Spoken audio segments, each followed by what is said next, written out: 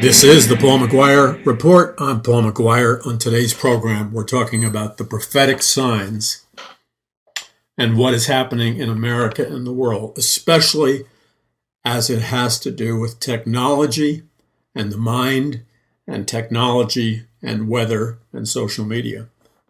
I believe that the contents of this program today will be very informative to a lot of people and hopefully will educate a lot of people as to the reality of technologies that have existed from at least 1947 up until now.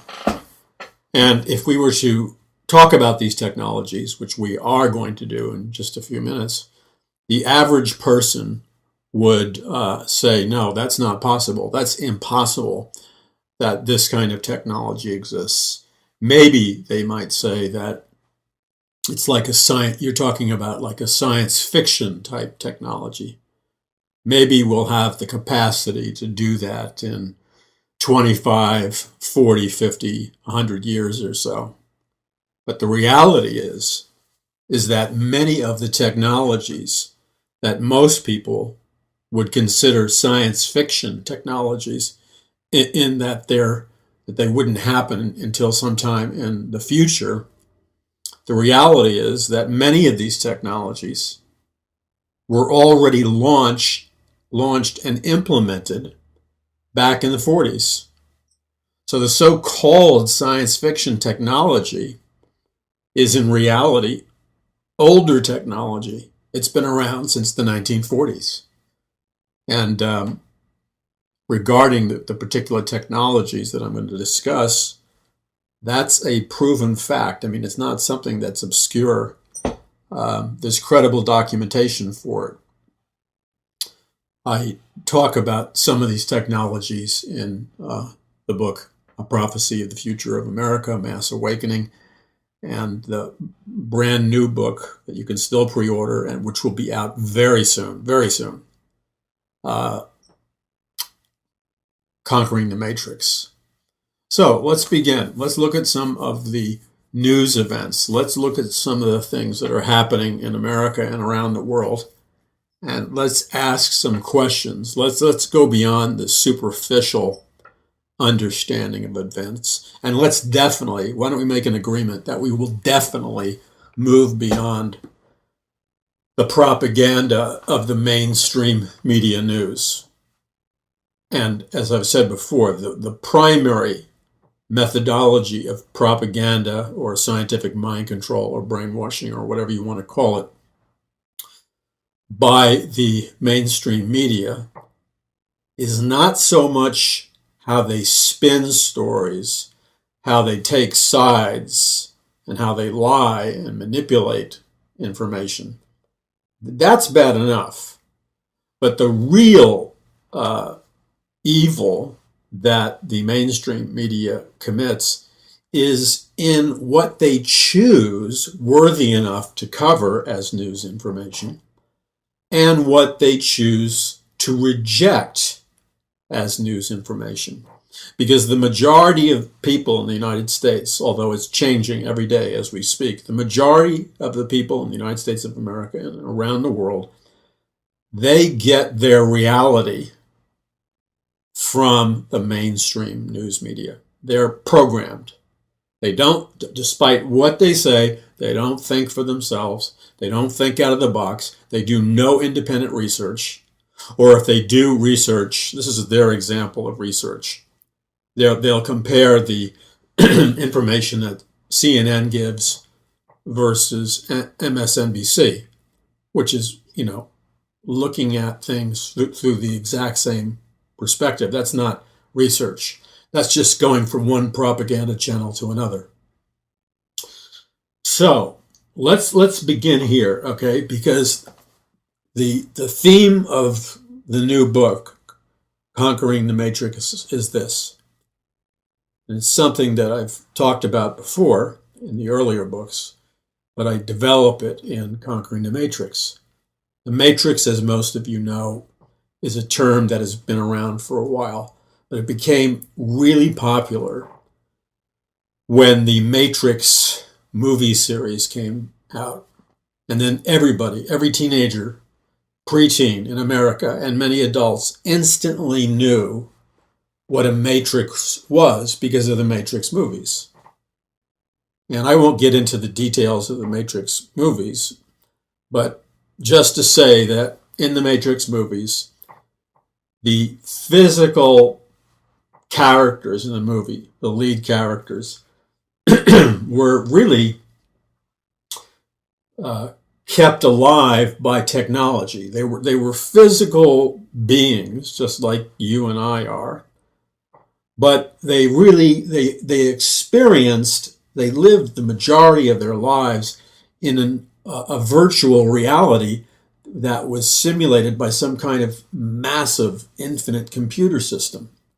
And so most of the scenes that you saw in the Matrix movies, these incredible action scenes and everything else, they were taking place in virtual reality because there was a battle going on in virtual reality. In the same way, every human being in America and the world, but especially the Western nations, which were like America, were heavily plugged into technology. So the average person's world in America is increasingly moving in a particular direction. That direction is the average person's world in America is increasingly becoming a virtual world or an unreal world that is derived from spending your time plugging your mind into social media, Facebook, YouTube, Twitter, the internet, video games, videos, episodic TV, movies, music, etc., etc. That becomes your virtual world. And then all these computer games that are very realistic, these animated computer games. So most people spend a significant amount of their lives not in their real world, but in escaping into a virtual world. Now, this really isn't all that new because the generation of the 50s that I come from, it really started there. And many of you know what I'm talking about, whether you were born in the 50s, 60s, 70s, or even 80s. The same dynamic occurred. Back then, we had television. We had just a handful of channels. Even in New York City, it was like a handful of channels, 3 network channels and a couple of independents. But even back then, people would often spend, 6 hours a day, 8 hours a day watching TV or listening to music, like rock and roll music or whatever. And I remember when the statistics came out, people didn't really believe it. But it was true because I just examined the habits of our household. And, in our household, I was spending at least 4 hours a day watching television. So some people would stay up late at night and they were watching 8 hours of television. There's only 24 hours in a day. So you go to work, usually, and you come home. You're supposed to be raising your kids or whatever, but you're exhausted. And people sit down and zone out watching television. And so what happens with television is this. It's real simple. You all know this. It's not complex. It's a psychological fact that every one of you understand. You stop thinking about your problems. You stop thinking about your life and your world. And you escape into the world of the television shows you're watching. So you lose yourself in the world of the television shows, whether it's a soap opera or a movie or even a game show or sports or whatever it is. Okay, that really is a definition of you have left reality. That's what it is. And you have entered virtual reality because the world that is on television is an alternative world. And, today we get a lot fancier with high-tech computer terms, etc. But in the 50s, 60s, 70s, and 80s, people were doing this anyway. They were escaping into world. And then, soap operas came out. And soap operas were like revolutionary. Remember, soap operas went back to the days of radio, when there was just radio. I mean, way back when radios had big tubes in them and stuff. And they would have these dramatic programs, soap operas and other dramatic programs with actors, with a whole orchestra in the studio, and the actors were famous. And they would do like plays, theatrical plays, for the masses. That would be the equivalent of soap operas, but just done through sound. And they were very effective if people were glued to it, because they'd have to use their imagination. But that too was escaping into a virtual world. And it was addictive. Women and men would tune into these programs night after night after night. And then they would have, like, I don't know if they had Batman, but they had programs like Batman and a lot of other superhero programs and mystery theater and stuff. So people were escaping into virtual reality back then. So when you escape into virtual reality, you forget about yourself. You're in another world. And what people don't realize, but it's been the case since radio, and it really took off with the beginning of television, first black and white TV, then color TV. I don't know the technologies involved when it was just radio, because some of the technologies that we're talking about have been around since the 1800s, by the way, and the late 1800s and the early 1900s. But when they began to broadcast television, they made the decision to, when you're sitting in your living room, you're watching television, hearing television at a particular electromagnetic frequency. Now, I discuss this in my book, A Prophecy of the Future of America, the first one, and I discuss it in Mass Awakening, and then I bust it open in Conquering the Matrix. You need to know about this. Brain waves are divided up into frequencies. Assuming we all have brains, bad joke. I know you have a brain, I have a brain, but I sometimes wonder about, this is like something that shouldn't be repeated. It's sarcastic, but let's face it, some of the people that you talk to and I talk to on a regular basis, I really question if they have a functioning brain, because they're so lost in virtual reality. They just believe whatever the mainstream media tells them to believe. They believe it. They're walking around in a trance state, literally. And I wonder, do they really have a brain? That's sarcastic. That's nasty. I apologize, but I just had to say it. Okay. So anyway, our brains, designed by God, operate on frequencies. Our beings as people, we are physical beings, we are spiritual beings, we are psychological beings. We have all kinds of biological factors that keep us alive. But let's never forget that we are bioelectrical beings. As God created us as bioelectrical beings. So there's a massive amount of complexity operating inside each one of us, because each one of us is a bioelectrical being with a bioelectrical field and a bioenergetic system, a bioenergetic field internally and externally. Now, what do I mean by that? What I mean by that is each one of us is generating a specific and unique frequency, electromagnetic frequency, that's just as unique as a fingerprint. But if you analyze or think about or contemplate your human body, your mind, your emotions, everything about you in the physical sense and in the mental sense, All of that is being run by an electrical field. In other words, your body is very much like a computer, except you have an eternal soul.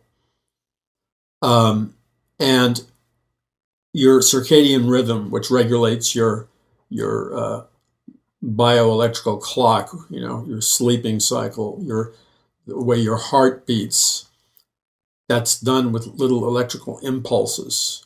Every time you think a thought, you're firing microscopic electrical impulses. So your nervous system, your thoughts, the neurons in your brain, the pathways in your brain are activated and controlled with bioelectricity. So every time you think a thought, there are electrons moving in your system. There's changes in your bioelectrical field, et cetera, et cetera. So let's never forget that we are magnetic electrical beings as well as flesh and blood beings. Why does your heart pump at the rate that it pumps at? Well, because there's an electrical charge into your heart. You see what I'm saying? And that's I'm giving you a very simplistic definition, but it's not really talked about a lot among people that are not scientists. But the reality is we are bioelectrical beings with a bioelectrical field or a bioenergetic field. And there are things like biophotons. So, for example, when your body is healthy, because there's a direct relationship, by the way, between your bioelectrical field or your electromagnetic field, your bioelectromagnetic field. There is a definite relationship between that bioelectrical magnetic field and things like your health, your mental well-being, your mood, your emotions, whether you have sickness or whether you have health, and a whole spectrum of things are directly connected to your bioelectrical magnetic field or your bioenergetic field. Now, you have in your body what's called biophotons. It's a very microscopic type particle. But when your body is in health, and I want you to listen carefully to this is important because it will answer questions that you have. When your body is in health, there's a glow to your face. Your face glows. Okay, and let me break it down for you. Let me ask you a question. Now, every woman I know is going to know the answer to this question. I'm not sure every man is going to know the answer to the question, but the vast majority of men will know the answer to this question. I mean, if I can see it and figure it out, the rest of the guys can, okay? I began to notice at a certain point in my life that if you would talk to a female and you would look into her face, I'm talking about business interactions, going to the supermarket, going to church, stuff like that. I'm not talking about romantic things. I'm talking about like just human interactions, okay? I began to notice that most of the time, if I saw a woman's face and it was radiant and glowing and she looked serene and she, not because she was like drugged or something. She looked serene and peaceful and blissful and happy.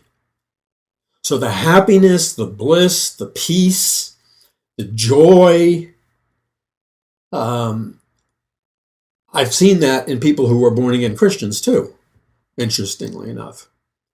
Usually, and let's be honest, every one of us need to be honest, including me. Let's be honest. When we're first saved, okay, it's not that God wants it this way, it just plays out this way. When we're first saved, when we first come to Jesus Christ and ask him to forgive us of our sins, and we invite Jesus Christ into our lives to become born again, by faith. And when he comes into our life and we are indeed born again, for many Christians, they experience what is called that honeymoon experience with the Lord. And when you meet people who've just accepted the Lord, a lot of the time they're in that honeymoon relationship with Jesus. And their face is glowing and radiant, and they look peaceful and serene, and they look supernaturally happy. Very much like a woman looks like when she's pregnant. Okay? So just put that on the shelf for a moment. Let's go back to the woman that's pregnant. So I began to notice when I would see this, like almost the same thing, this like radiant joy coming from a woman's face. Her skin would look younger. She would glow with peace, happiness. I mean, you could have a whole line of women lined up, and I'm not talking about worldly measurements of what is considered pretty or not. No, I'm just talking about you could have a whole bunch of women lined up, and man, you would notice the glowing face, the joy. It's like an energy was radiating from her face of a woman who's pregnant. Now, I'm sure there are exceptions to the rule, but I have met countless numbers of women who I've seen that in their face, that joy, that glow, that peace, that serenity. And then I will often notice, that her womb is carrying a baby because she's getting later into the term of her pregnancy. Now, why? So it's a noticeable thing. And guys, I know you've noticed it. If you're married or whatever, you've noticed it.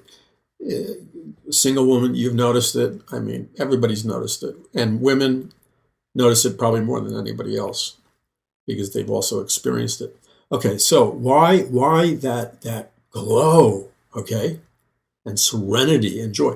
It's because when they're pregnant, the way God's designed a woman's body is her biochemistry changes when she's pregnant. And I think that's to help to grow a healthy baby, etc.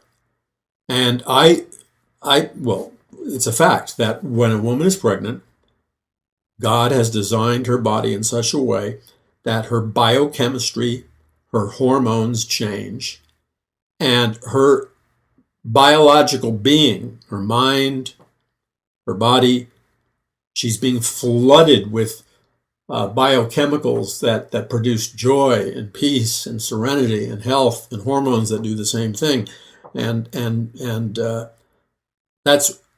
it's this intense radiance is coming from a change of the biochemistry in her. Oh, it's like every activator switch is turned on to release like serotonin, endorphins, endogenous opiates, and all kinds of things that make her face glow because her biochemistry has changed, and I believe also her biomagnetic electrical field has changed. So pregnant women glow, they're radiant. Now that all also usually is a sign of incredible health, mental, emotional health, and physical body biological health. Now, I hope most of you are tracking with me here. Now, we see that in Christians who are born again and have their honeymoon experience. That doesn't have to be a one-time thing. You can have regular honeymoon experiences with the Lord if you choose to draw close to Him. You can have a second. You hear it in secular society. Oh, we're having our second honeymoon. Well, listen. Let me tell you a little secret. Okay, not that I'm Mr. Know-it-all in this area, because I'm certainly not. It's possible for you in your walk with the Lord to have not only a honeymoon experience, which I had, which lasted. Well, let me just talk to you about my honeymoon experience with the Lord. It lasted like 2 months, maybe 3 months. That doesn't happen to everybody. But I'm not going to give my testimony here. If you go to paulmcguire.us, and you want to hear it, you can go to the archive, Paul McGuire's testimony, Escape from the New Age or something. I don't know what. It's like 2 hours I give my testimony with all the details. So what happened was I had a series of powerful miracles which caused me to receive Jesus Christ as Lord. Then I was radically born again. I'm talking about radically. And it's like, bam, there was this divine moment when it was like the sky cracked open and I saw God, not in a physical sense, but a spiritual sense. And I knew that Jesus Christ was Lord and that everything else was a counterfeit and an illusion. It was one of these knowings, when you know something, you know that you know that you know type things. And man, at that moment, I was in a place of ecstasy, bliss, and yeah, this might bother some people's theology, but I really don't care. I was high as a kite, in a pure way. Okay, I wasn't like high in the worldly sense, like drunk or stoned and vulgar and crude and obnoxious. I'm not talking about that. I was high as a kite. In fact, this may really bother some people's theology even more. I was higher than I'd ever been in my entire life. Okay? So that means, you're talking to, I'm not bragging about this. This is my life story. Okay? I mean, I have serious, heavy duty, like academic credentials, knowledge credentials, life experience credentials, which would prove to anybody that I'm very rational, very sane, very educated, blah, blah, blah, blah, blah, blah, blah. But the point is, back then, I was taking LSD. I was involved in the New Age movement. I was getting high. But more than getting high, I was getting high to achieve an altered state of consciousness based on the books by Aldous Huxley and people like that. I wasn't just like a stoner. I was a guy getting high, for fun too, but also as part of what I thought was a pilgrimage, spiritual pilgrimage. Anyway, so I took a lot of different drugs, which gets you really high. When I had that moment with Jesus Christ, when I realized I was born again, I was higher than any of those drugs that I'm talking about. Now think about that. I know that bothers some people. It makes their skin crawl. Well, that's just too bad. That's my experience. I'm not gonna censor my experience to make it comfortable for religious people. I was higher than any drug I'd ever taken, but it was totally pure. Do you understand what I'm saying? I was filled with the Holy Spirit. It was totally pure. I was having a 24/7 communion with Jesus Christ. So it was a pure high.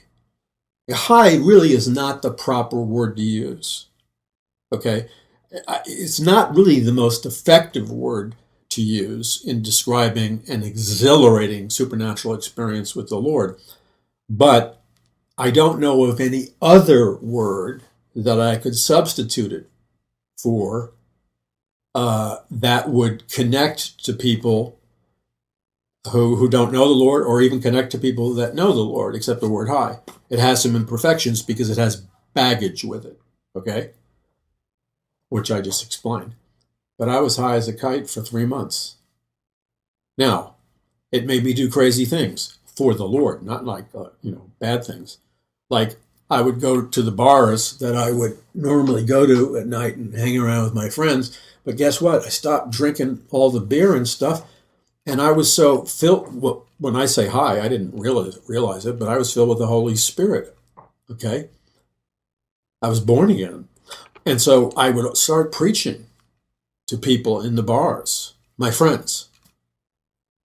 And don't ask me where I got the content to preach, but somehow things came back from my memory, and I talked about Jesus and everything else, man. And this went on for 3.5 months. I was so high that when I would lie in bed at night, I was like in ecstasy. And when I would slide my leg and feet down on the sheet under the covers to go to sleep. Now, normally in my life, when I slide my legs and stuff under the sheet to go to sleep, okay, I'm not even paying attention to it. It's just like a non-event, okay? But it wasn't the tactile sense. It was just like I was in ecstasy, like constantly.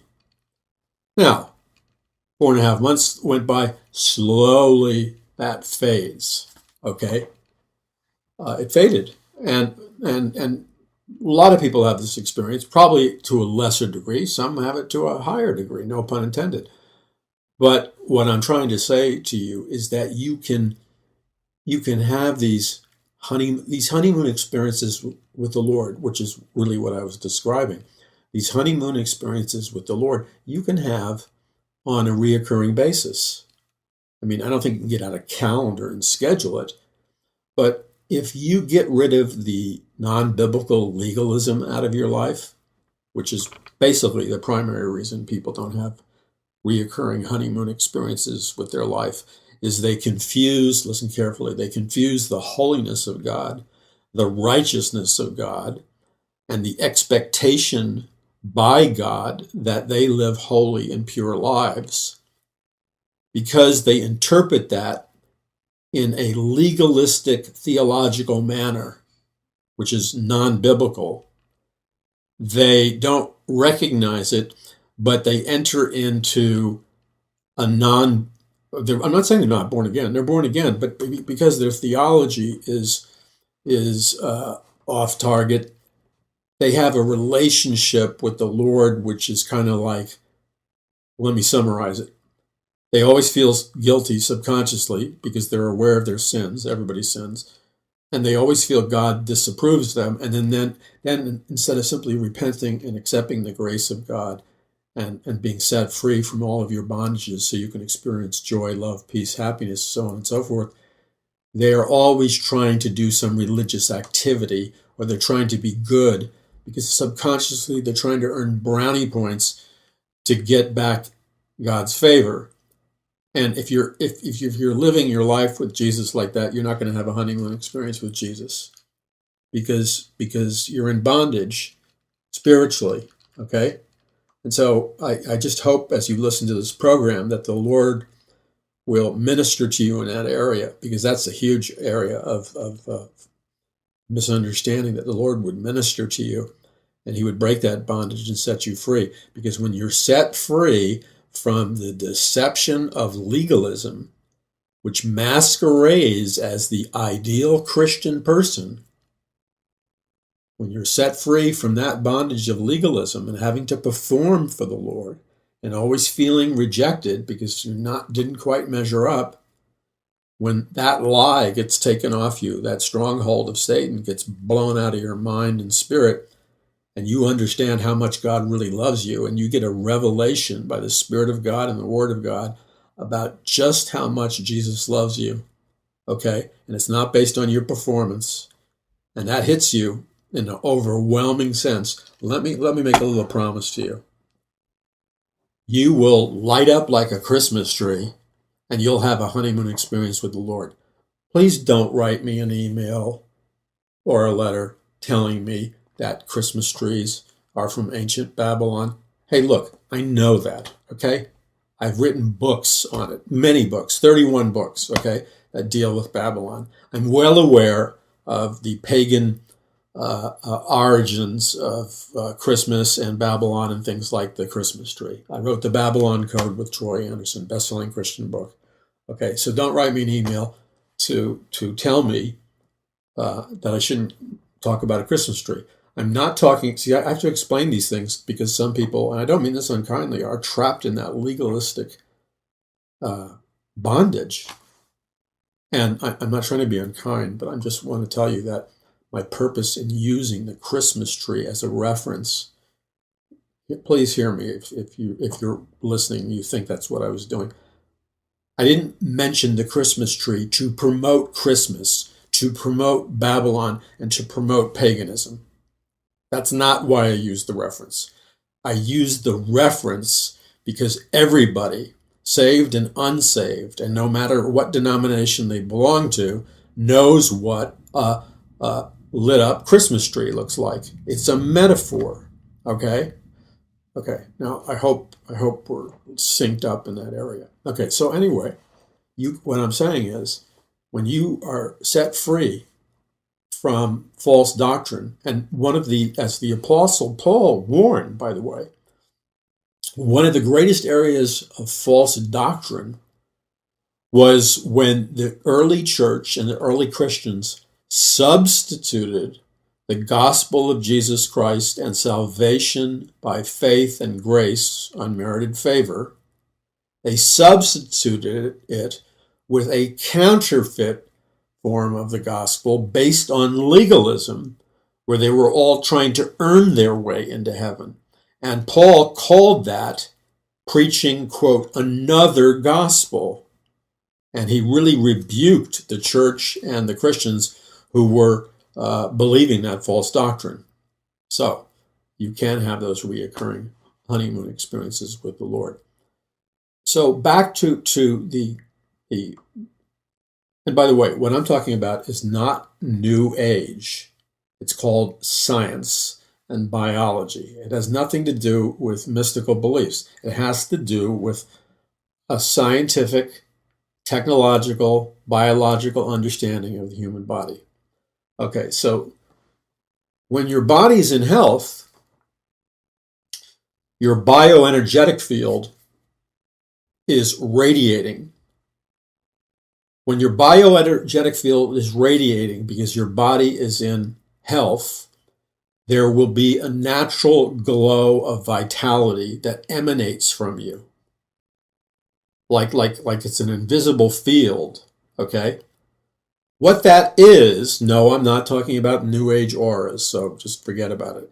What that is that the bioenergetic field is healthy, and so it's using its electrical impulses to light up what are called biophotons in your body. When the biophotons light up in your body, which usually happens because you're in good health, your body, your face has a glow to it. Conversely, when your body is very sick, or you're very sick, or very, very tired, or whatever, that glow will recede. And if you're really sick and really tired, there won't be any biophotons lighting up, and you'll have a gray kind of look. And many of you have seen this and experienced it. It's tragic, but when people are about to die, you can tell many times that they're about to die, unless there's a dramatic reversal, because they have like this look of death on them. And what it is, it's like their skin is dark. There's no biophotons lighting up from their inner being, and you can tell because the gray is moving into a very dark thing, and they look deathly ill. Now, I'm not bragging, not because of my lack of discipline. I have burned myself out many times, way too often. Worked too hard, worked far too many hours, didn't take enough rest, etc., etc. And I won't tell the name of it, but I remember in one particular conference where I was speaking, many of you probably know what I'm talking about anyway, because you've seen the video. But people didn't know is I had this intense schedule before I even got to the conference. I was burning the candle at both ends, and I was just tired to begin with.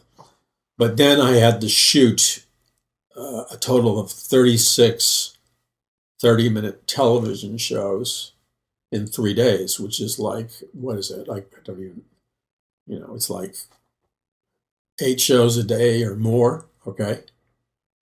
That's exhausting in and of itself. It's like, I chose to do it, but it's exhausting.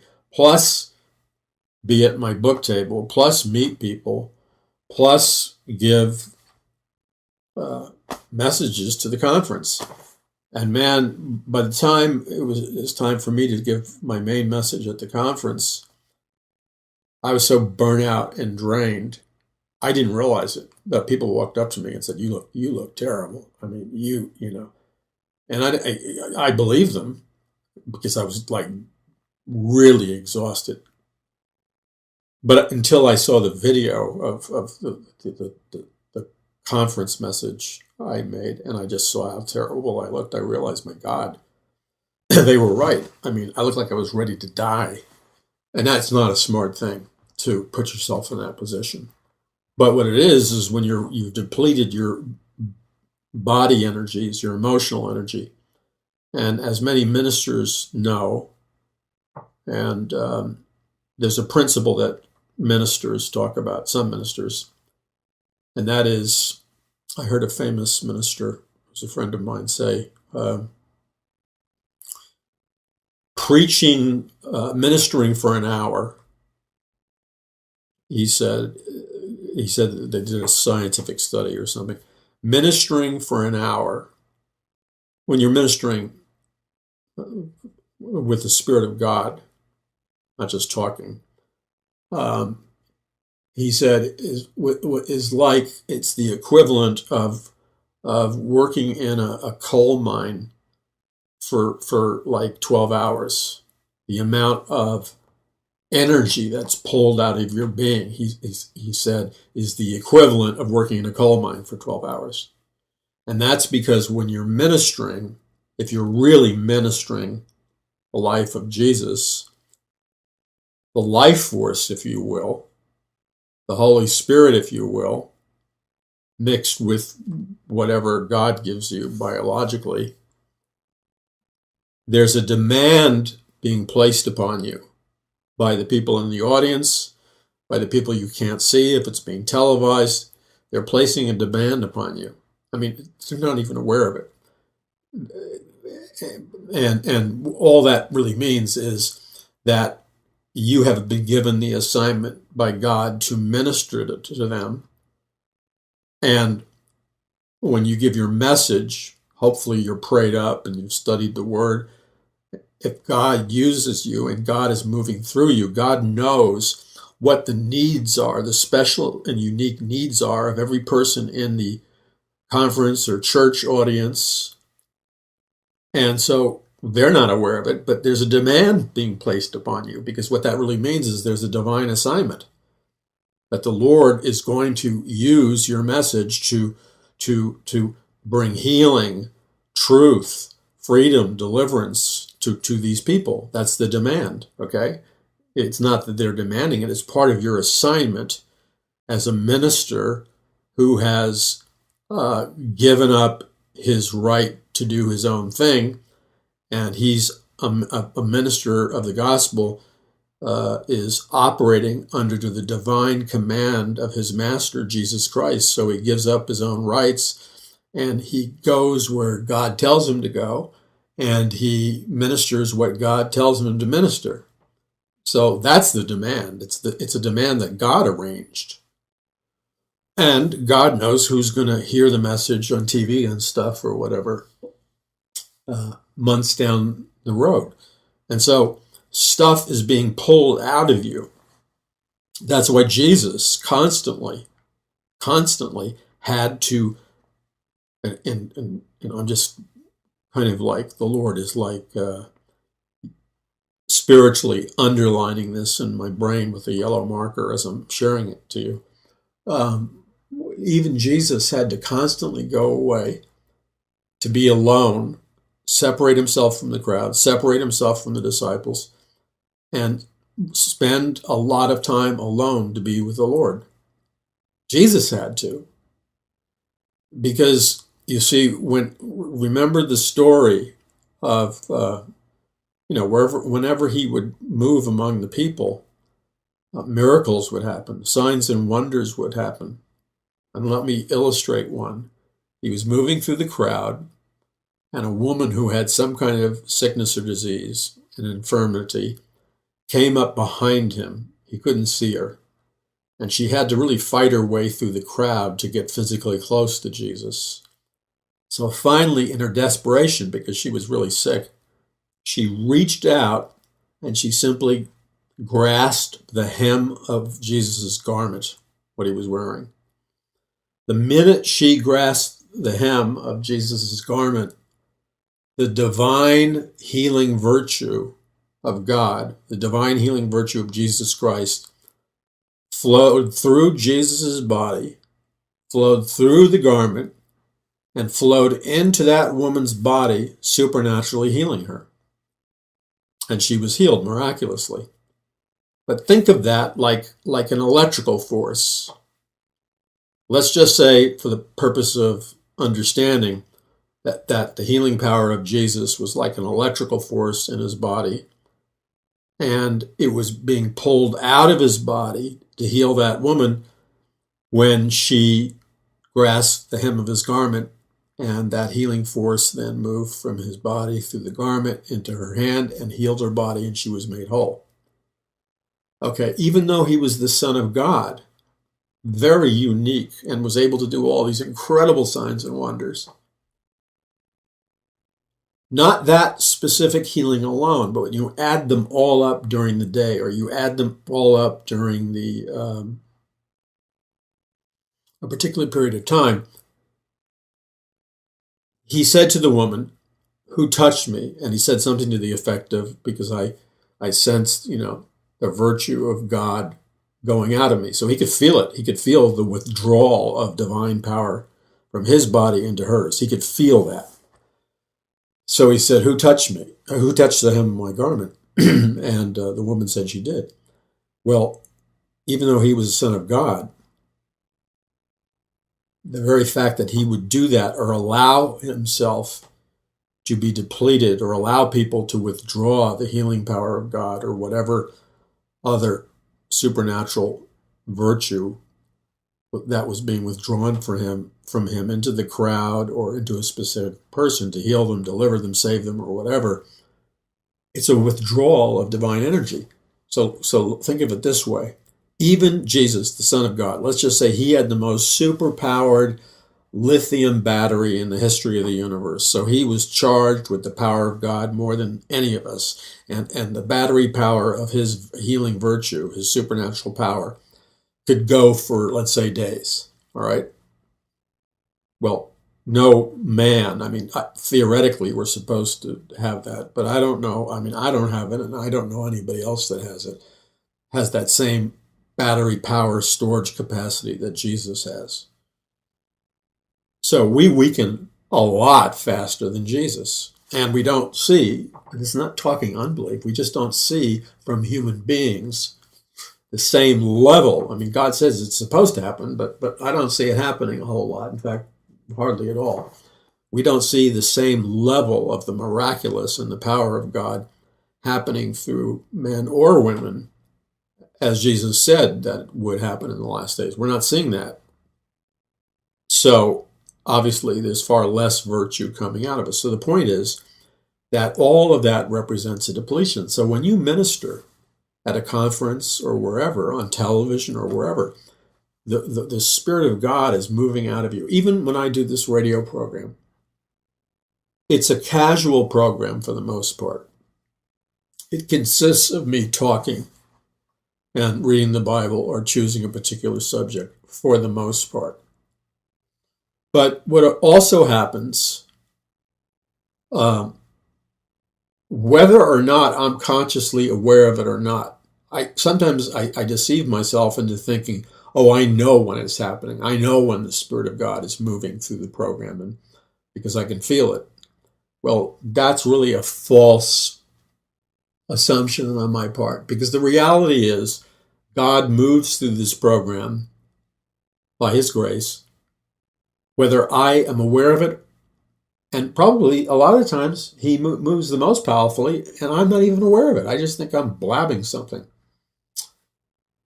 But based on the emails we get, where people are telling me what happened to them because of the program, and it's obvious it's the Spirit of God is moving through the program and healing people and ministering to people. So even me doing this program 2 hours Monday through Friday, you may think is simple. No, it's not simple.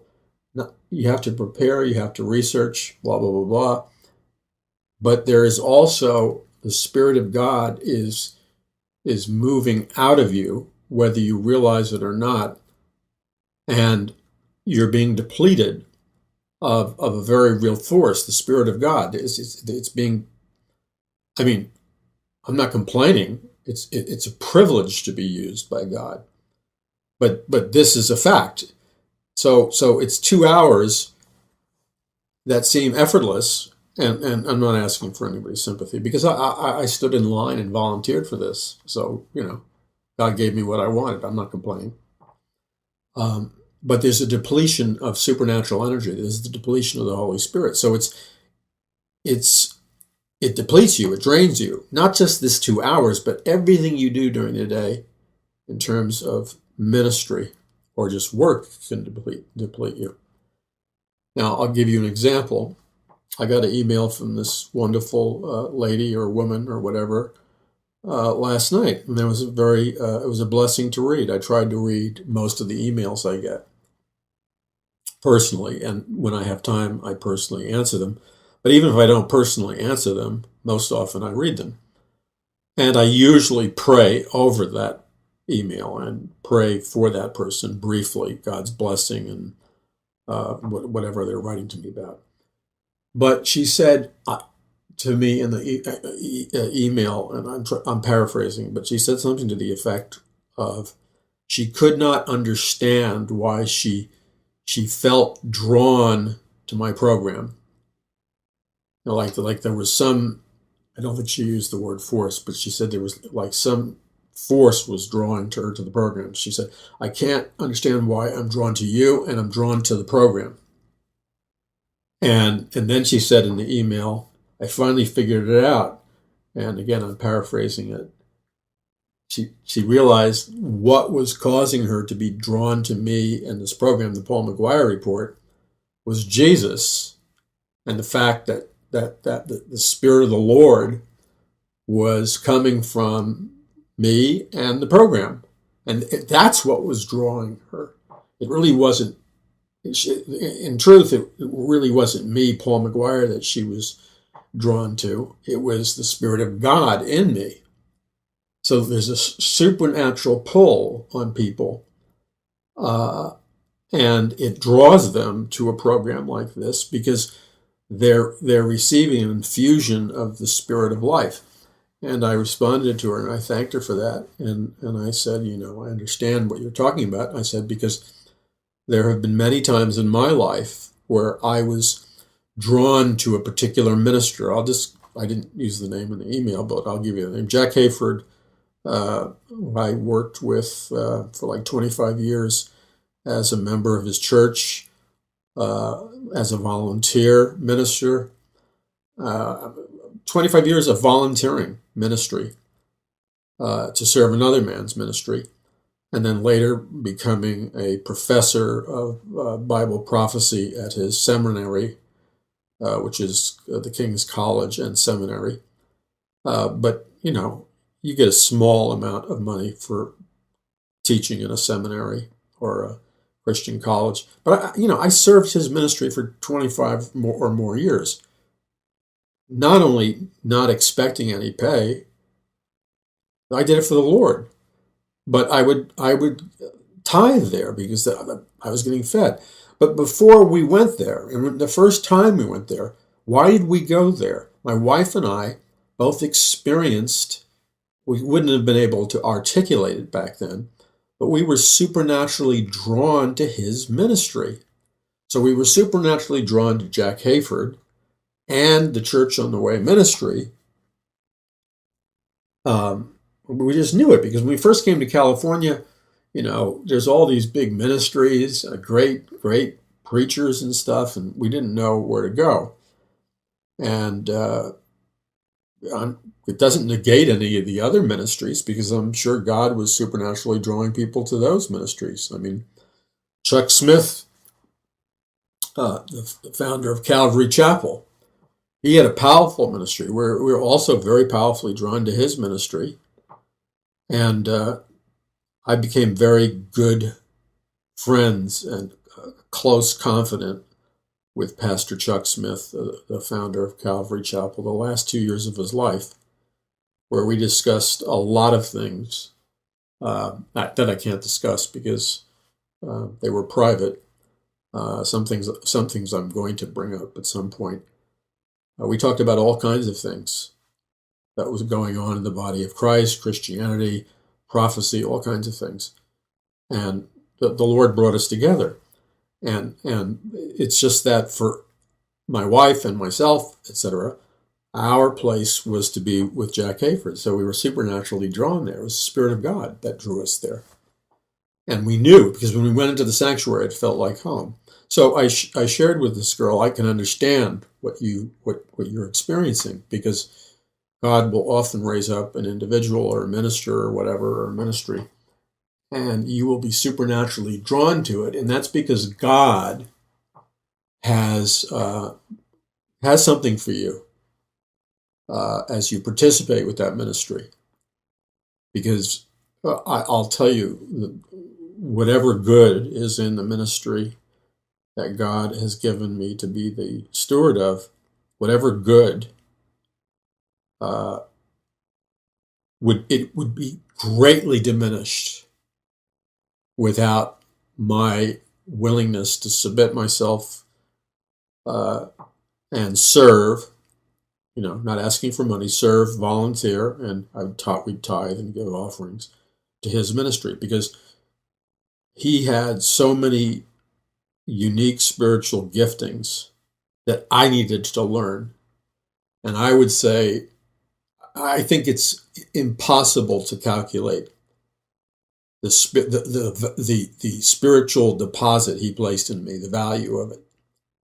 I mean, whatever good is coming out of my ministry, without that exposure and refinement and things that I learned from Jack Hayford,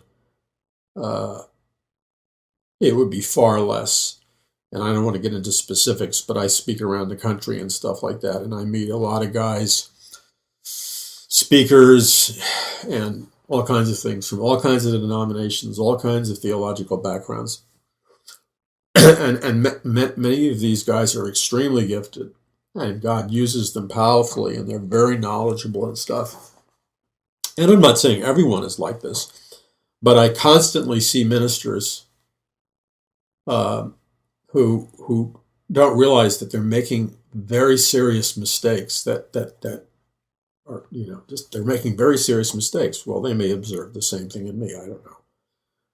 But the only reason I have that awareness, and the only reason I'm not making those mistakes, was because of the rigorous exposure that I had to one of God's leaders for our time, Jack Hayford.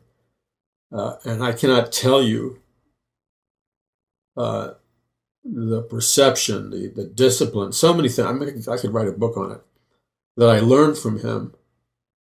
And without that, I was probably going to be, a disaster waiting to happen.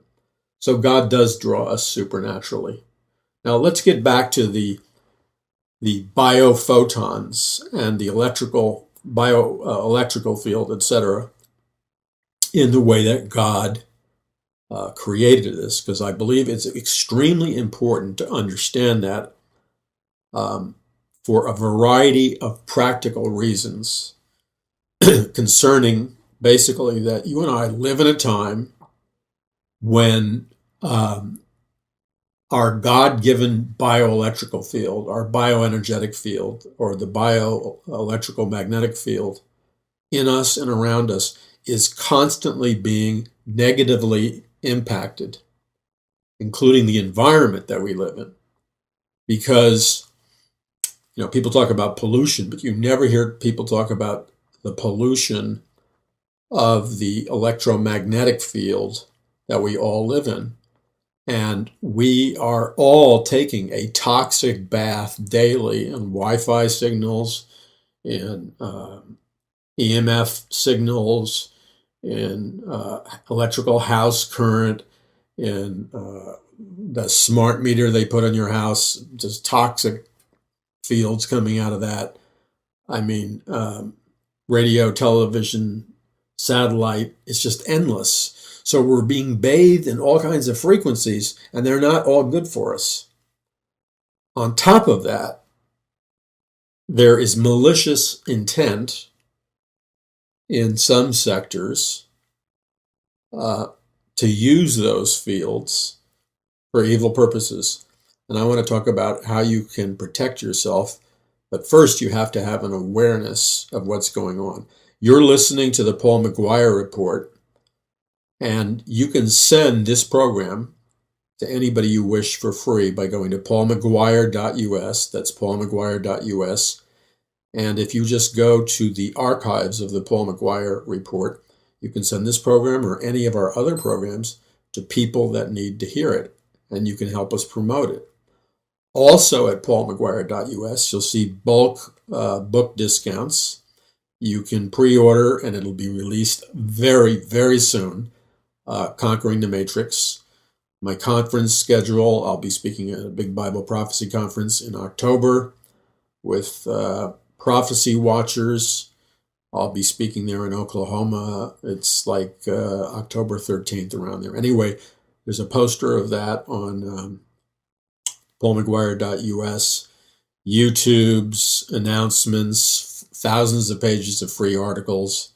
So visit paulmcguire.us. Make sure to sign up for our YouTube, our Facebook, the newsletter, because if you want to know when the Paradise Mountain churches are, it gets first released, the date and location, it gets first released in the e-blast and other social media. So visit paulmcguire.us, and we also have a whole list of social media like YouTube and all kinds of things. So anyone, anywhere, any way they want to can listen to the Paul McGuire Report, jogging in their car, on their laptop, doing the dishes, wherever. And you can choose whatever social media technology you want to use and play it any way you want. That's the purpose of it, for free, and send it to your friends and stuff. So visit paulmcguire.us. We'll be back in a second. I am Paul McGuire. This is the Paul McGuire Report. I'm Paul McGuire. Remember the words of Jesus Christ, you shall know the truth, and the truth shall set you free. So let's get back to the fact that God created our bodies, souls, etc. With bioelectricity, with a bioelectrical magnetic field, or a bioenergetic field, and that a great deal of what we do and operate physically, including living, is because of all the electrical frequencies moving through our body and the release of tiny bits of electrons, etc. That's what keeps our memories, our brains are activated. The neurons are activated by the firing of electrical impulses in the brain and the heart. Keeps your cardiovascular system. So if you were to remove the bioelectrical magnetic field from your body, you'd die. And we don't talk about it a lot, but it's an essential part of living. In addition, we live in a physical environment where there are biomagnetic electrical fields all over the place. The entire planet Earth is bathed in a bioelectrical magnetic field. The poles, the Earth's poles, the activity of the sun and solar flares can radically and negatively impact this. And then we talked about the fact that when you're in good health or whatever, your body will give off a glow of varying degrees. And that's because the biophotons are lighting up because the body, the electrical system in your body is operating properly, and it manifests itself in a glow, and the glow is produced by the biophotons that exist in your body. And you have a bioenergetic field.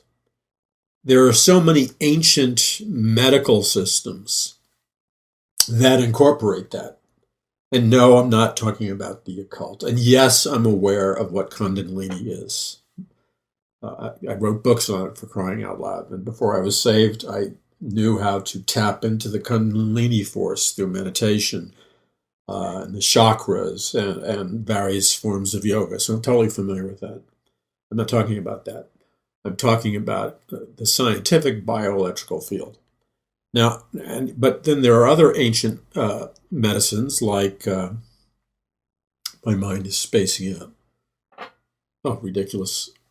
The pins they put in your body, I'm having a mental block. This is a bad thing. I should have my bioelectrical field tweaked. Acupressure and acupuncture. They deal with nerves in the body because the ancient medicine of acupressure and acupuncture, there's an entire electrical field with the body that corresponds to specific nerve endings. And no, I don't believe that's the occult. I'm sure you can use it in conjunction with the occult, but I think it can be used as medicine also. But you have to be discerning.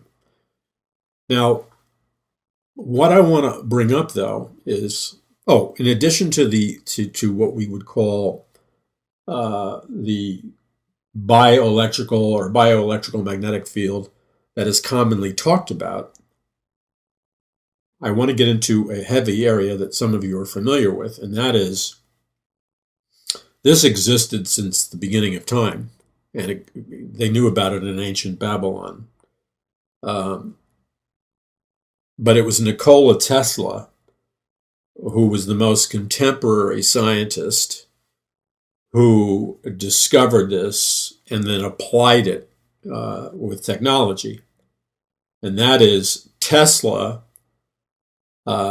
discovered the reality before science did, that science thought we just lived in the dimensions of the senses. I mean, for centuries, science said the only thing that's real is the reality that you can perceive with your senses. If you can't see it, taste it, smell it, etc., it doesn't exist. Well, that's not true. There are dimensions beyond the realm of the senses. The Bible talks about these other dimensions all constantly. Whenever the Bible talks about the invisible world, the spiritual world, the kingdom of heaven or whatever, it's talking about another dimension, the spiritual dimension. When Elijah prays and asks God to open the eyes of his servant, and his servant goes, "Behold, the hills are filled with chariots of fire," well, God supernaturally enabled him to see into the spiritual dimension, not just the physical dimension.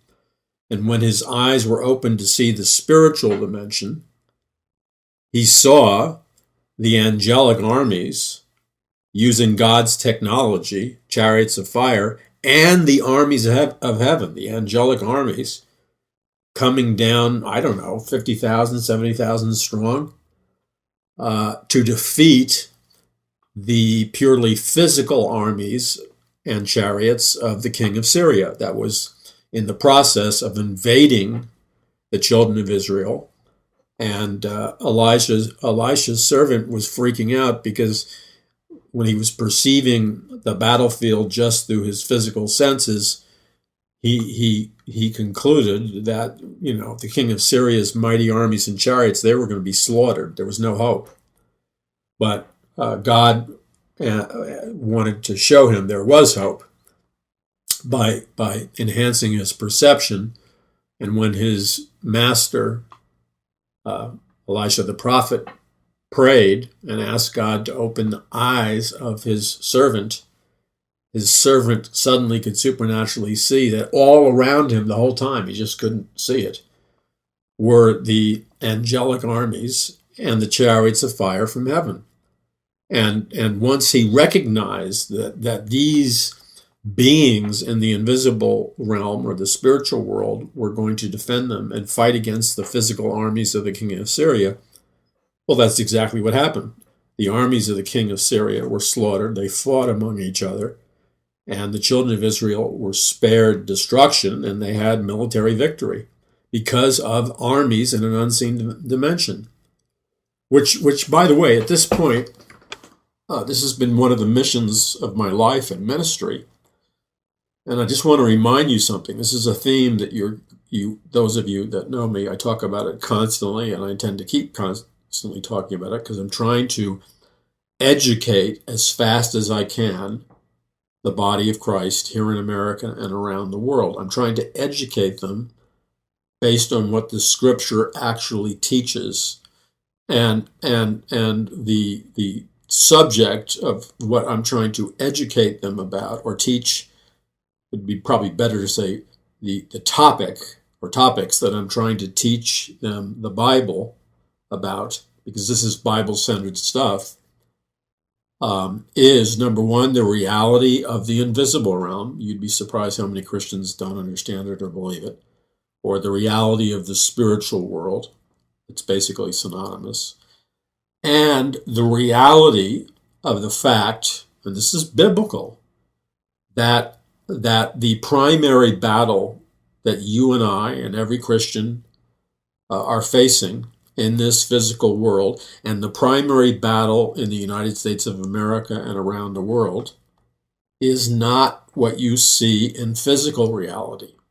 In other words, all the struggles and conflicts that we see are not really, the physical manifestations of this spiritual conflict are, yes, they're important. But we have to always remember, if you want to see the tide of the battle changed, and you want to see victory, you have to deal with what is the origination, what is causing these things to manifest. So, like, what is really causing racial riots to manifest? Is it disagreements between two races? No. That's not what's causing it. That's what people think is causing it.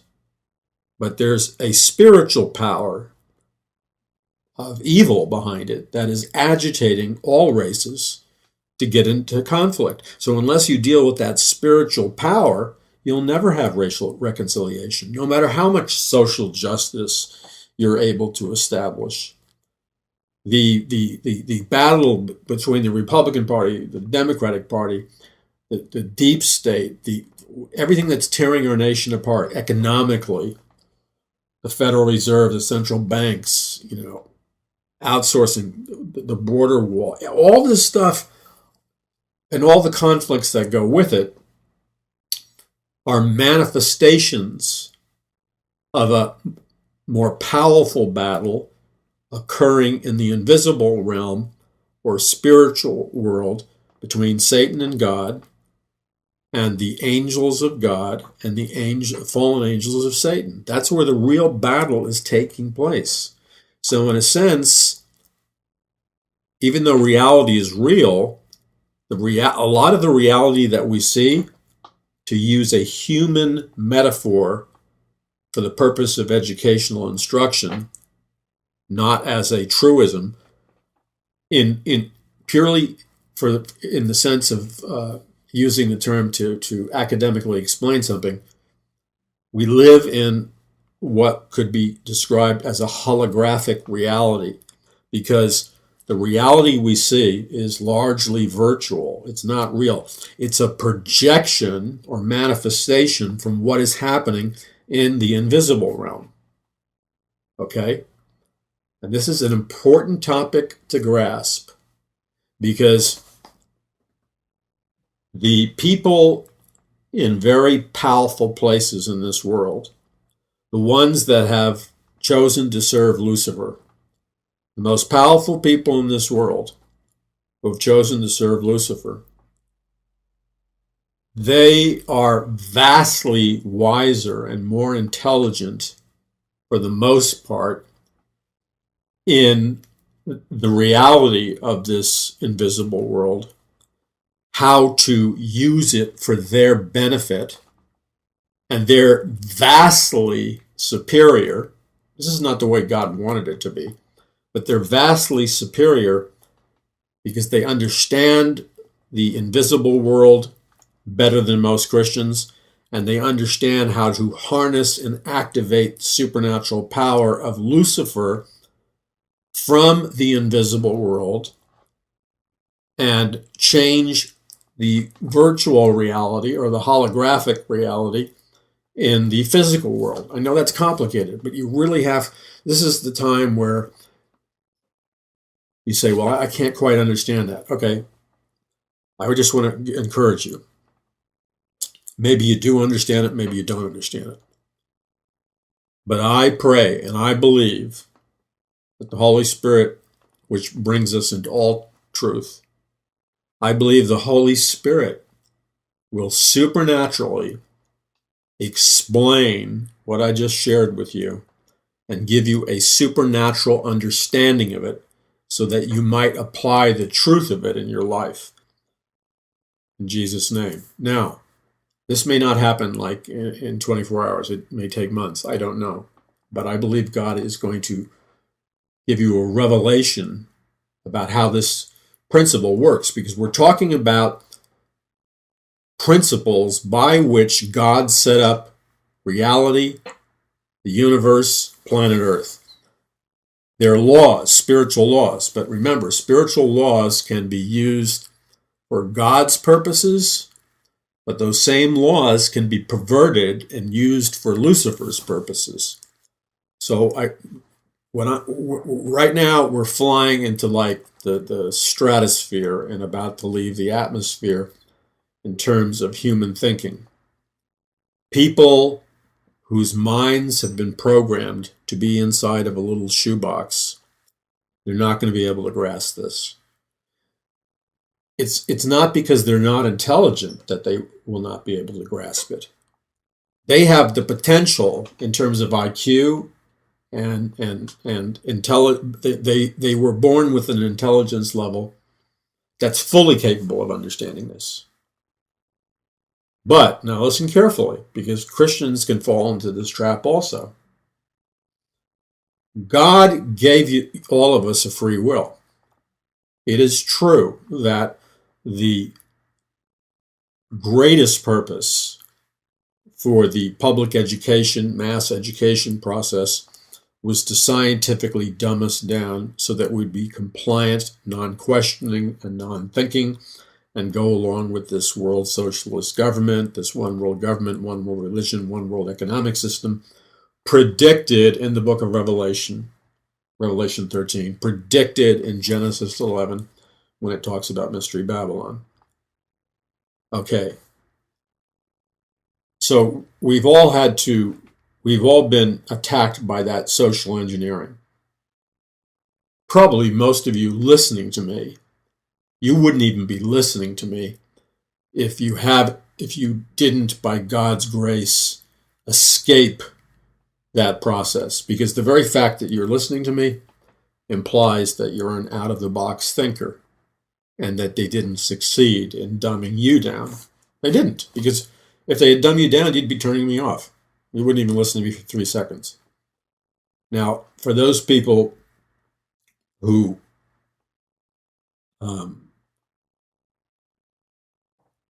when you see, God gives us choices, free will, and I want people who are hostile, not necessarily to me, but hostile to the ideas that I'm presenting. I'm not angry at you or anything like that, but I just want to challenge you to rethink your position. When you have been programmed to think inside a container, like a small shoebox, and not think outside of the box, you may not even realize it. You have been programmed. See, you're a product of sophisticated programming, which is called mind control or brainwashing or social engineering or indoctrination or persuasion or hypnosis or whatever you want to call it. And so that's your comfort zone. Now, when someone challenges you to think outside of that box, your first inclination is to reject it, because there's a psychological There's a psychological principle, which is called the bias of normalcy. And that simply means, as most of you know, that the mind will always automatically gravitate towards sameness and what it considers to be normal. Your mind, your emotions, your mental system will always move into the mode of consciousness that you were trained as a child to believe was normal for you. Even though it may be toxic and psychotic, you're going to subconsciously gravitate towards that, because the mind, the way it's created, has a innate tendency to seek what it considers normal. So let's play this out.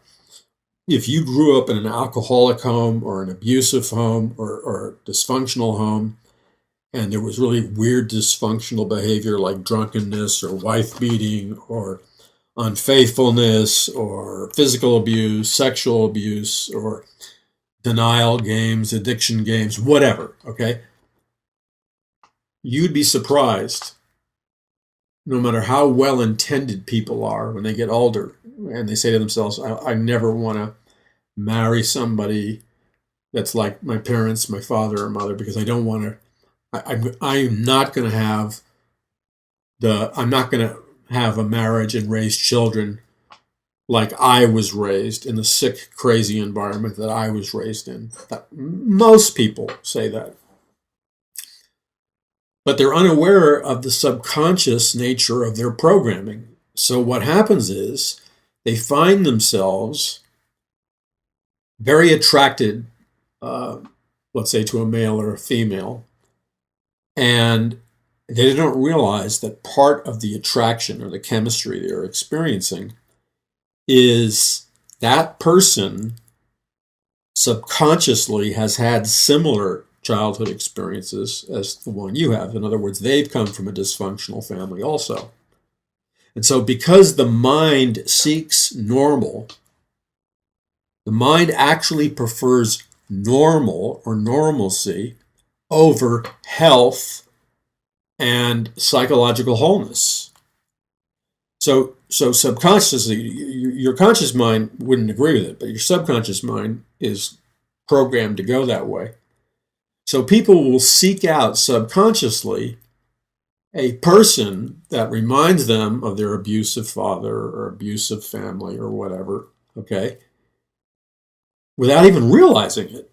It's part of the glue that makes people stick together and marry them. And the next thing they know, after the honeymoon, if the marriage ends, they find themselves doing the very same things that they swore that their parents did, that they swore that they would never do.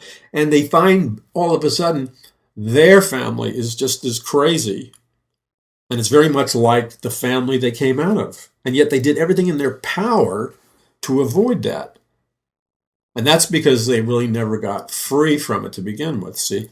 Because the programming, the subconscious programming, was never unprogrammed.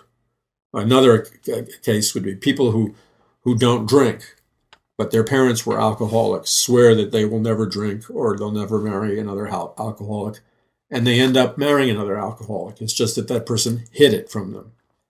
Or tragically, a woman or even a young boy that's sexually abused by a father, it's usually a father, that opens a subconscious doorway.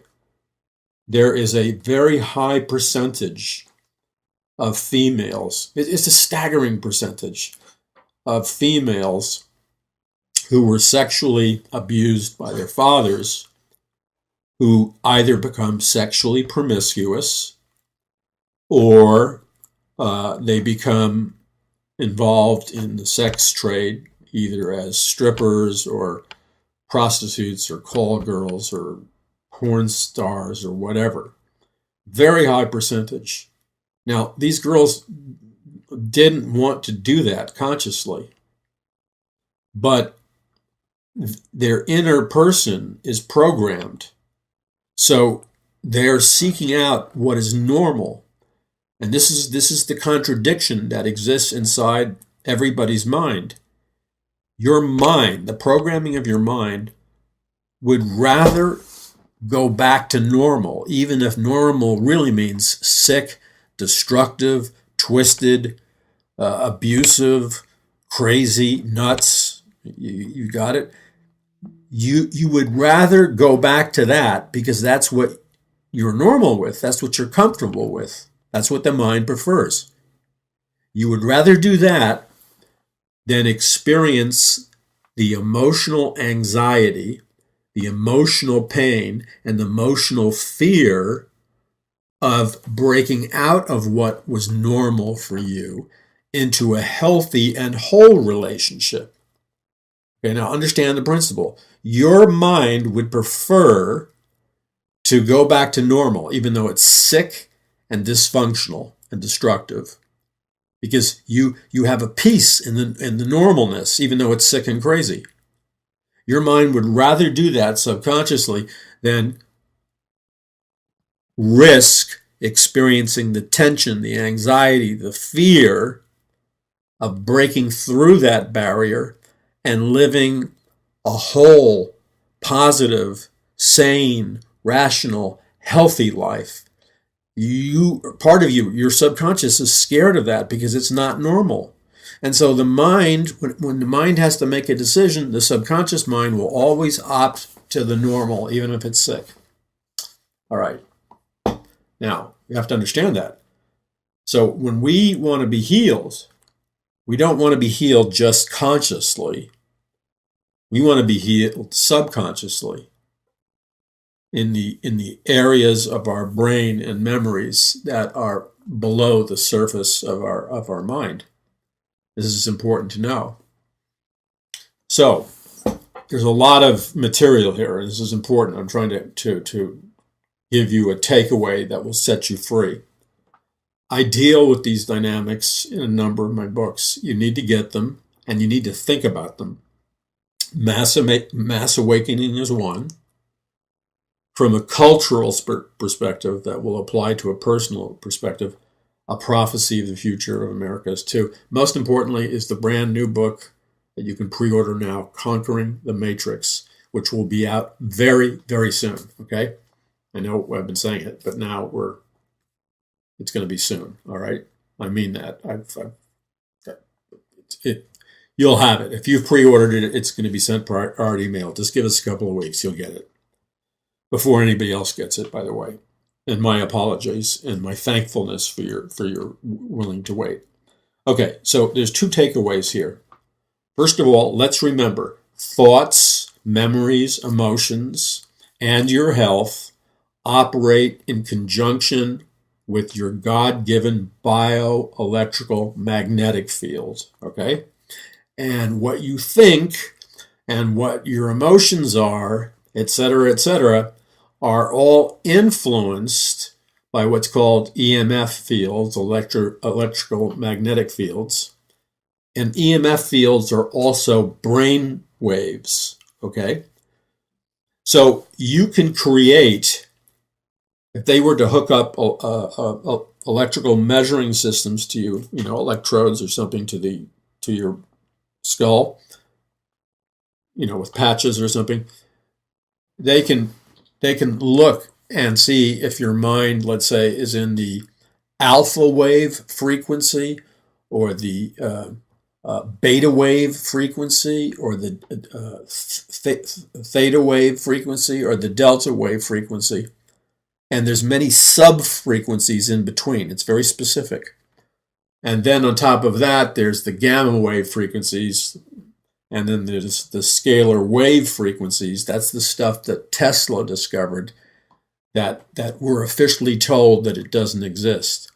And the reason for that is Tesla's scalar wave technology could provide free electricity from pulling it from one dimension into another dimension for free, and we wouldn't have any energy problem. But of course, that would destroy certain capitalist industries. The other thing Tesla learned is that people's ideas, beliefs, moods, health, healing, emotions can all be powerfully affected by scalar wave technology, so they don't want you to know it exists. But we also have the scientific technology of what is commonly known as weather modification technology. And this is not, like some crazy conspiracy theory. This is a fact. It's documented. There's been proof for decades and decades. In fact, the first weather modification experiments from the U.S. military occurred in 1947. So we have the power to modify weather, to create certain kinds of weather, through weather modification technology. It's important for you to understand that. It has far, far reaching consequences for your personal life and life on Earth in general. Now, in the new book, Conquering the Matrix, which you do need to get. I'm not just trying to sell a book. I'm trying to not only save souls, I'm trying to save your mind and your body. I talk about this in detail, but I also talk about it in the prophecy of the future of America and mass awakening. It's essential that you understand this. The media, see, this is an example. We'll never talk about this. You would think it did not exist if you listen to the mainstream media. It does exist. They're hiding it. They don't want you to know, but there's a lot of people that know. Some of you are familiar with the term geoengineering. It's a term that you'll never hear discussed in the mainstream media because they will pretend it doesn't exist. Geoengineering is a scientific term for how we and other superpower nations have right now the science and technology, and we've had it for decades, to engineer the weather, the rainfall, the droughts, the temperature, the heat, the hurricanes, tsunamis, earthquakes, and so many other things. We can, for good or bad, depending upon how we use it, geoengineer planet Earth. All right, it can be used for good or it can be used for bad. But it's a technology that many superpowers have, and we have it. Now, why this relates to you on a personal level is because there are various frequencies, electromagnetic frequencies, that are used to do this. But many of the primary frequencies that are being generated from facilities like HARP up there in the middle of nowhere in Alaska, they fire into the ionosphere EMF waves, which are also brain waves. And they can control weather all over planet Earth. They can create earthquakes. But they can also take any geographic location and they can change the mental state radically of individuals or states or communities or cities. So these same weather modification EMF waves, which are brain waves, can also be used as mass mind control technologies. You could put an entire city in a state of violent aggression. You could put them in a state of fear and rage. You could put them in a state of compliance and passivity. You could put them in a state of insane sexual desire. You could make them depressed. You could make them happy. You could make them confused. You could make them blissful. On top of that, listen carefully, on top of that, you can layer in subconscious commands because you, number one, use the brain waves to alter their state of consciousness. So you can put them into, through these EMF waves, you can put them into a state of meditation or a state of hypnosis where they don't even realize it, but they're in a semi-state of hypnosis. And because they're in a disassociative state of hypnosis, whether they're asleep or awake, you can layer in, and they won't be able to hear it with their human ear unless people want you to, commands, hypnotic commands. Okay? This effectively programs people's behavior and thoughts. This is not science fiction. The biggest problem is people, because they don't hear about it in the media and they're not educated about it, they think that this is like science fiction stuff and it won't happen for another 200 years. No, it's been happening since the 1940s. So this is just the beginning. Now, these frequencies can be distributed, and I don't want you let's not call this a tinfoil hat conspiracy theory, okay? Because, by the way, that whole joke came from the fact that people wore tinfoil hats to protect their minds from, quote, the government beaming mind control waves or energy at their brain. So the idea was that if you wore a tinfoil hat, it would bounce that energy off your brain and you wouldn't be susceptible to it. And it became a big joke. But it's not a joke because it's real. The only problem is that on a scientific basis, if you were to put a tinfoil hat on, sorry to break it to you, but it would actually attract like a magnet mind control and EMF waves. So far from protecting you from it, it would actually draw and amplify the power of an EMF wave if one was to be aimed towards you. So not a good idea. All right, so you can change human behavior, thoughts. You can program people subconsciously, and they won't remember. And then you activate it through trigger words. Now remember, the primary states are alpha, beta, delta, theta, and delta. Alpha is like, well, the 10Hz alpha wave. That's what the television emits. That's why people zone out and act like zombies. Because in reality, 10Hz, which is an alpha wave, all televisions broadcast on that. So that's why people space out. They go into a slight hypnotic state. It produces a kind of optimism, happiness. But that's why they look like zombies when you try to, get their attention. And they look like they're in another world because they're in a state of subtle hypnosis. Because everything they watch on television, a 10Hz EMF wave is pouring out with them. The benefit of it is that it makes you positive versus depressed. The benefit of it is that it helps you focus. So like if you had ADD or whatever, and you wanted to focus on learning something, it would enhance your ability to focus and retain information. Sounds great, doesn't it? Plus, it would make you optimistic. So, theoretically, you would have superior academic performance. But it has a quirk, as I've shared with you before, and I go in detail into this in Conquering the Matrix and A Prophecy of the Future of America. The quirk is that the 10Hz alpha wave, although it makes you focus better and retain information better, the downside is that brainwave state actually shuts off your mind's ability to discriminate, to discern, to analyze, to question the information being poured into you.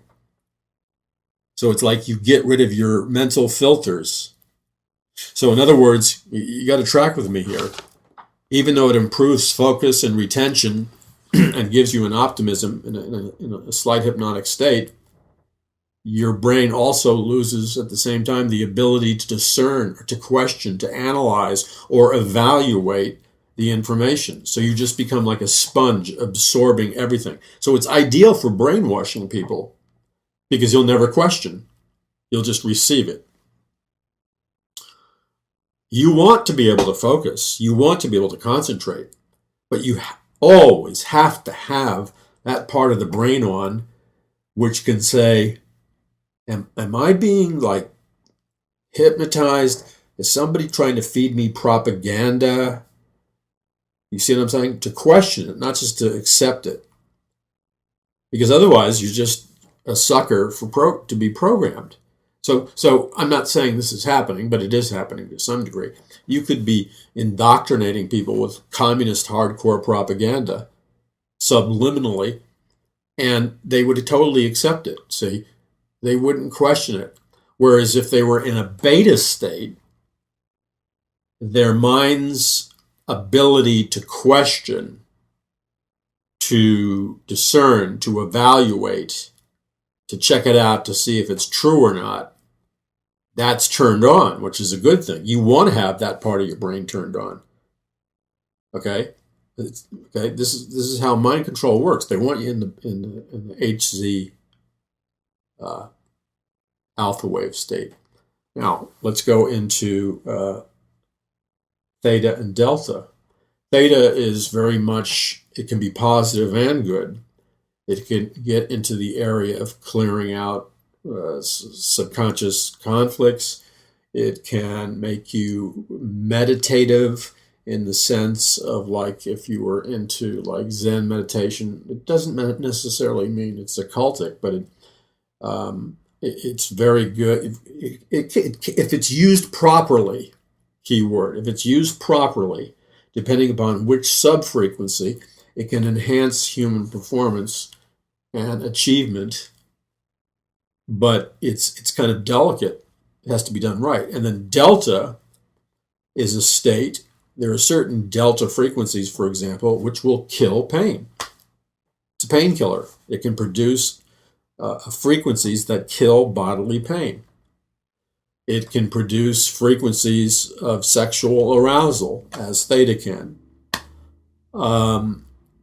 But it also has the ability, as theta does at certain frequencies, to take you into like an altered state of consciousness, which is actually deeper than like the alpha state. And you open yourself up to the possibility of psychic phenomena and a lot of other things that can potentially, occultic stuff that can potentially be dangerous.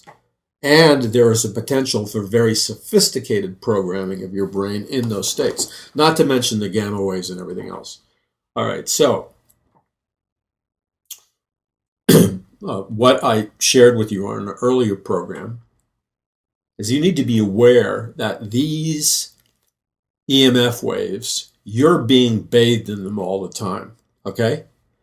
And you need to be aware of it because there are people, and this is like, you don't have to go paranoid, okay, but there are people for commercial interests, money-making interests, all kind of interests that want to control your brain wave state by manipulating your brain waves. You need to be aware of it. You don't have to be paranoid, but you need to be aware of it. So an example would be so I can't prove all this, okay? I've read stories alleging it. Can't prove it because it's secret. But I've spent decades studying this stuff. And I also have practiced self-awareness. That doesn't mean I perfectly analyze everything, but I have a sensitivity to a lot of things that other people don't have, because I've trained myself, because of an awareness of it. I have walked into certain stores. I'm talking about big name retailers and big supermarket chains. And I have noticed something starting about 10 years ago. I noticed, actually, when I really noticed it was right after 2008, when everybody was hit hard with the economic crisis and everybody's incomes got cut and there was mass layoffs and stuff. What I noticed is that the employees that were working in these giant supermarket retailers and these giant retailers, I noticed, and to this day it's like that. Before, they were angry, they had bad tempers, they looked moody, they looked depressed, they had like a hostility to them. And you could say, well, that's just because they weren't treated right, or they just got a pay cut, or their boss is lousy, or whatever. But that's not the case, because I'm talking about going to many different stores and many different stores owned by different corporations, and I was seeing the same behavior. And the behavior was the economy was rotten, people were getting laid off, new employees were forced to work part-time so that the company wouldn't have to pay for their insurance. But the employees looked artificially happy, artificially kinder, more sensitive.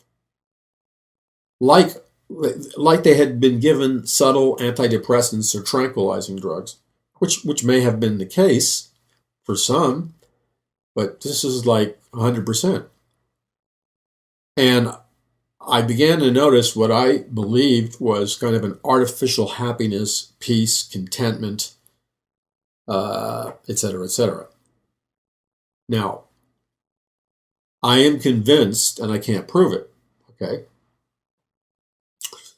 that either, well, this is what I'm convinced, this is my theory, I can't prove it, that some kind of technology in the environment of those giant supermarket retailers is being used to produce, it could be simply taking, light, like elevator music, happy little subtle music with no lyrics, and embedding it with like happy alpha waves or something. So everybody's in like a very, very subtle hypnotic state of happiness and peace and bliss.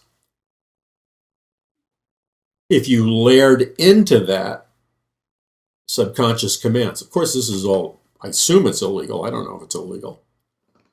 They wouldn't want you to know it, but then you'd be hearing subliminal commands below your auditory level to hear, like, you better buy this today, or whatever, commanding you to buy or to be happy, or isn't this a great place? I mean, whatever subconscious vocabulary they want to implant with you. But more importantly, they're creating a brainwave state of artificial happiness.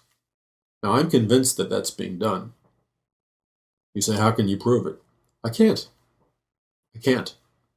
I mean, I suppose if I really dug into the research, I could, but I certainly couldn't publish it because I'd be sued.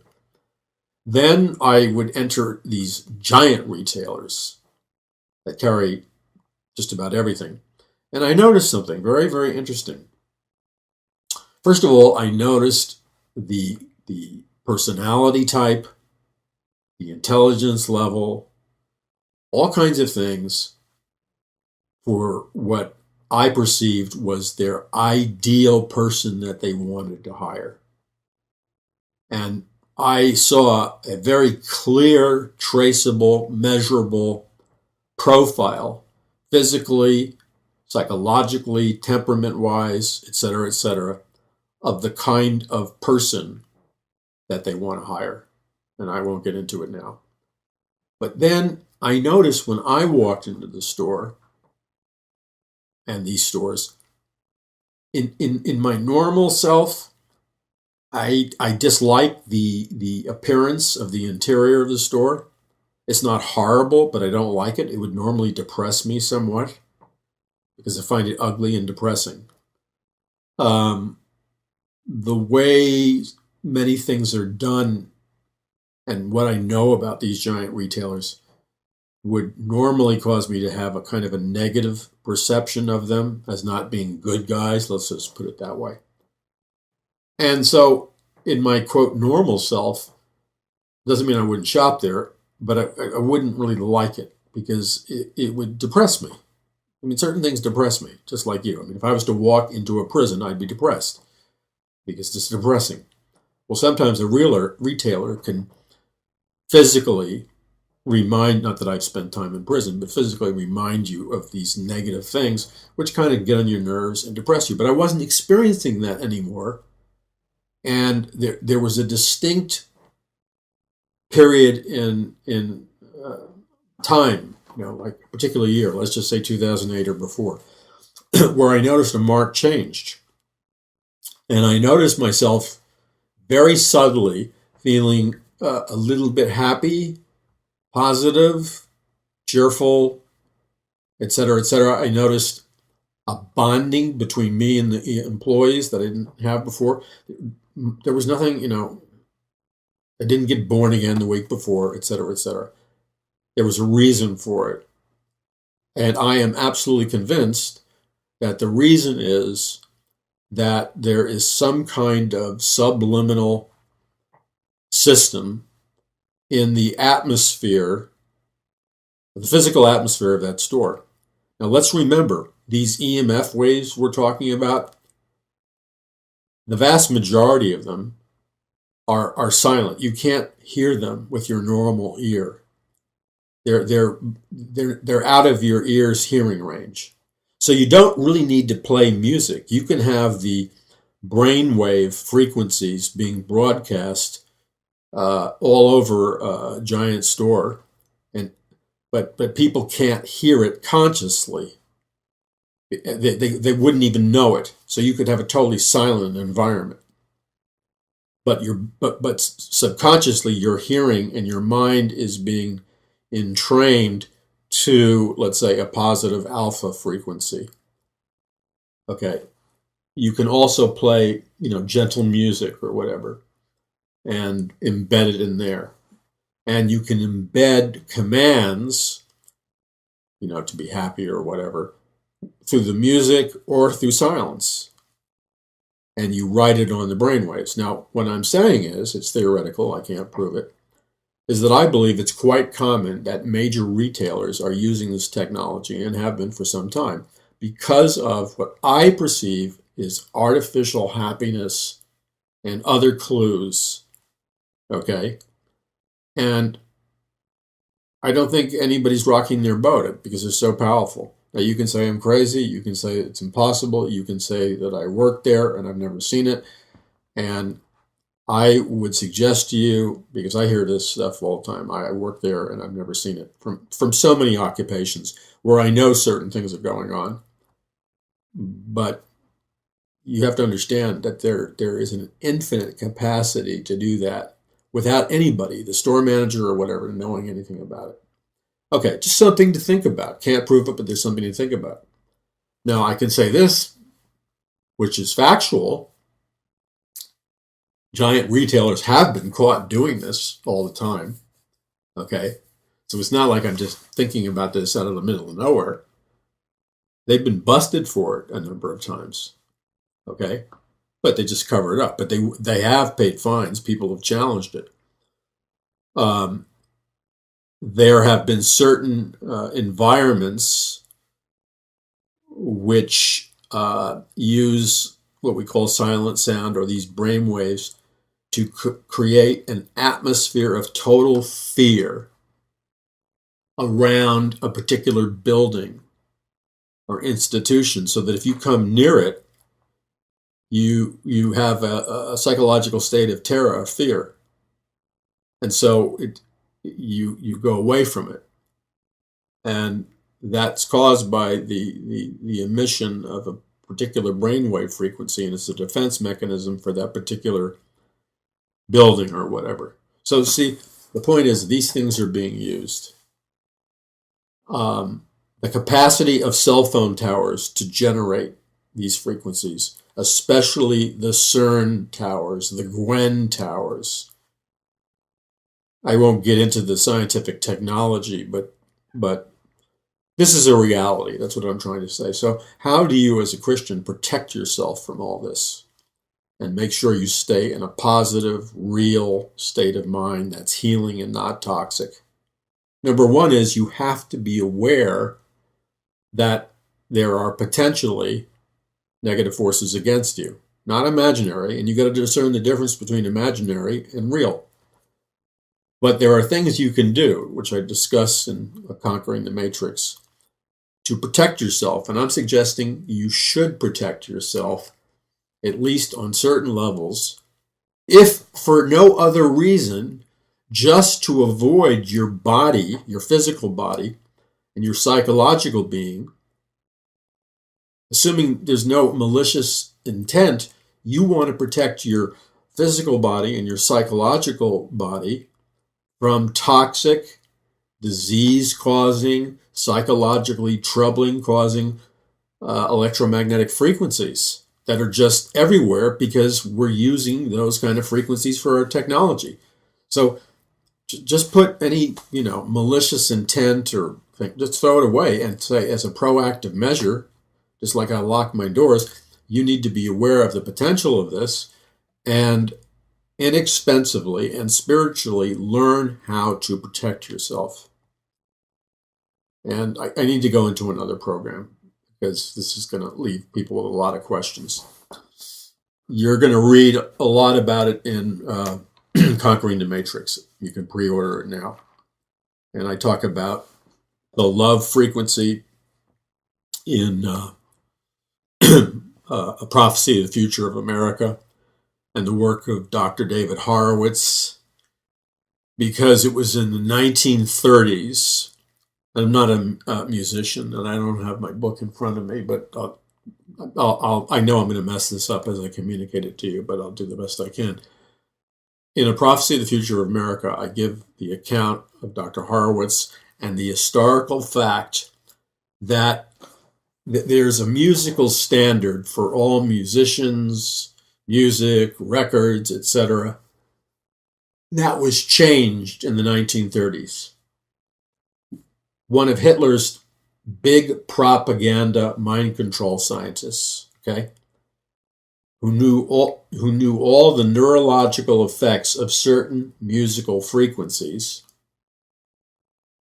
met with one of the Rockefellers, interesting, and they changed the basic standard of musical frequencies for the entire world. So every record, every concert, everything was radically changed. And in a second, I'm going to tell you why. It's explained in the book, A Prophecy of the Future of America, and in the new book, Conquering the Matrix. Very simply, Hitler's propaganda genius, Goebbels, met with the Rockefeller Foundation in the 1930s, and they changed the entire world's musical standard frequency to what's called 444 hertz, or specifically 440 hertz, which is a toxic frequency that creates anger, rage, militaristic feelings, causes disease, hurts your DNA, etc., etc. Okay? This frequency is the standard. Everything you listen to, every concert, whatever, it's all based on that, let's call it a demonic frequency. And Dr. Horowitz and others discovered that. They went back to the original musical standard before Hitler changed it, and going back to the time of King David, and they call it loosely the love frequency, which is 528 Hz. And this frequency heals the body and the mind and spirit. We don't have time to get into all that. But you see, if you're bathing yourself with that, it's going to affect you negatively or positively. Knowledge is power. Jesus Christ said, you shall know the truth, and the truth shall set you free. God bless you. I'm Paul McGuire. Visit paulmcguire.us. That's paulmcguire.us. We'll do another follow-up show to give you more information on this. Visit paulmcguire.us. And I need you to stand with me as financial partners with your donations and contributions, and as prayer warriors to get the truth out about all these things. Because God's people are perishing for lack of knowledge and for lack of wisdom and vision. And we can stop that if we work together. Join with me and be a partner financially and in prayer. God bless you. Your brother in Christ, Paul McGuire. Visit paulmcguire.us.